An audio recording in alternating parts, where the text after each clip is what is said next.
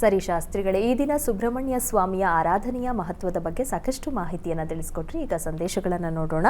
ಪ್ರದೀಪ್ ಅವರು ಗೌರಿಬಿದನೂರಿನಿಂದ ಸಂದೇಶವನ್ನು ಕಳಿಸಿದ್ದಾರೆ. ಅವರ ಹುಟ್ಟಿದ ದಿನಾಂಕ 26/10/1996, ಸಮಯ 12:30 ಮಧ್ಯರಾತ್ರಿ. ಅವರ ಪ್ರಶ್ನೆ ಮದುವೆ ಬಗ್ಗೆ ತಿಳಿಸಿ ಅಂತ ಕೇಳಿದ್ದಾರೆ ಶಾಸ್ತ್ರಿಗಳೇ.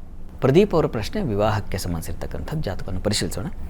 ನೋಡಿ, ಇದು ಕರ್ಕಟಕ ಲಗ್ನವಾಗಿದೆ. ಲಗ್ನದಿಂದ ಸಪ್ತಮಾಧಿಪತಿ ಶನೈಶ್ಚರ ಭಾಗ್ಯಸ್ಥಾನದಲ್ಲಿ ಕೇತು ಯುಕ್ತನಾಗಿದ್ದಾನೆ. ಇರಲಿ, ಚಂದ್ರನೂ ಅಲ್ಲಿದ್ದಾನೆ ಲಗ್ನಾಧಿಪತಿ. ಪ್ರಸ್ತುತ ಕಾಲವನ್ನು ನೋಡಿದ್ರೆ ಶುಕ್ರ ದಶೆಯಲ್ಲಿ ತಮಗೆ ಬುಧನ ಒಂದು ಭುಕ್ತಿ ನಡೀತಾ ಇದೆ.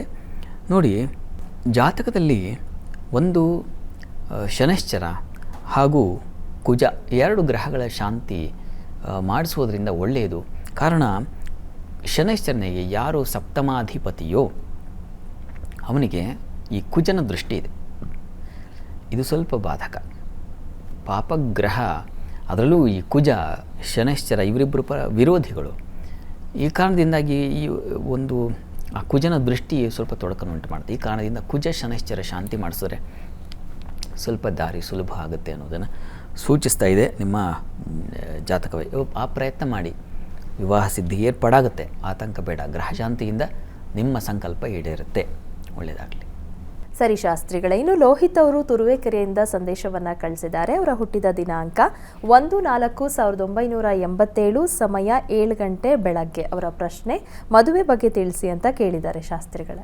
ಲೋಹಿತ್ ಅವರ ಪ್ರಶ್ನೆ ವಿವಾಹಕ್ಕೆ ಸಂಬಂಧಿಸಿರ್ತಕ್ಕಂಥದ್ದಾಗಿದೆ. ಜಾತಕವನ್ನು ಪರಿಶೀಲಿಸೋಣ. ನೋಡಿ, ತಮ್ಮದು ಮೀನ ಲಗ್ನವಾಗಿದೆ. ಲಗ್ನದಿಂದ ಸಪ್ತಮಾಧಿಪತಿ ವ್ಯಯದಲ್ಲಿದ್ದಾನೆ ಬುಧ. ಇದು ಸ್ವಲ್ಪ ಬಾಧಕ. ಮತ್ತು ಸಪ್ತಮದಲ್ಲಿ ಕೇತು ಇರ್ತಕ್ಕಂಥದ್ದು. ಪಾಪಗ್ರಹ ಸಪ್ತಮದಲ್ಲಿದ್ದರೆ ಕಲತ್ರಭೇ ಪಾಪಯುತೆ ತದೃಷ್ಟೇ ಕಲತ್ರ ಹಾನಿ ಮನೋಸೂತ್ರ ಹೇಳುತ್ತಲ್ವ. ಈ ಕಾರಣದಿಂದಾಗಿ ಕೇತು ಮತ್ತು ಬುಧ ಎರಡು ಗ್ರಹಗಳ ಶಾಂತಿ ಬೇಕು, ಅಗತ್ಯ ಇದೆ ಅನ್ನೋದನ್ನು ಸೂಚಿಸ್ತಾ ಇದೆ. ಈ ಪರಿಹಾರ ಮಾಡಿಸಿ. ಈಗ ಕಾಲ ಪ್ರಭಾವದಿಂದ ತಮಗೆ ರಾಹು ದಶೆಯಲ್ಲಿ ರಾಹು ಭುಕ್ತಿ ನಡೀತಾ ಇದೆ. ಅನುಕೂಲಕ್ಕೆ ತೊಡಕುಗಳಿಲ್ಲ. ಈ ಒಂದು ಏನು ಗ್ರಹಶಾಂತಿಯಿಂದ ನಿಮ್ಮ ಸಂಕಲ್ಪ ಈಡೇರುತ್ತೆ. ಯೋಚನೆ ಮಾಡೋದು ಬೇಡ. ಒಳ್ಳೆಯದಾಗಲಿ.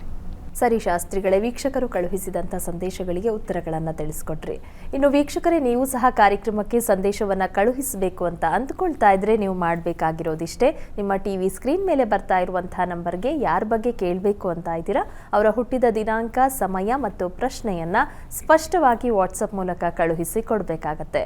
ಮುಂದಿನ ಹಂತದಲ್ಲಿ 12 ರಾಶಿಗಳ ಫಲಾಫಲ ಹೇಗಿದೆ ಅಂತ ನೋಡೋಣ. ಈಗ ಕಾರ್ಯಕ್ರಮದಲ್ಲಿ ಪುಟ್ಟದೊಂದು ವಿರಾಮ.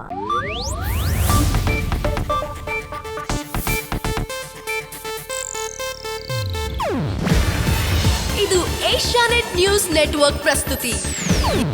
ನೀವು ನೋಡ್ತಿದ್ದೀರಾ ಏಷ್ಯಾನೆಟ್ ಸುವರ್ಣ ನ್ಯೂಸ್.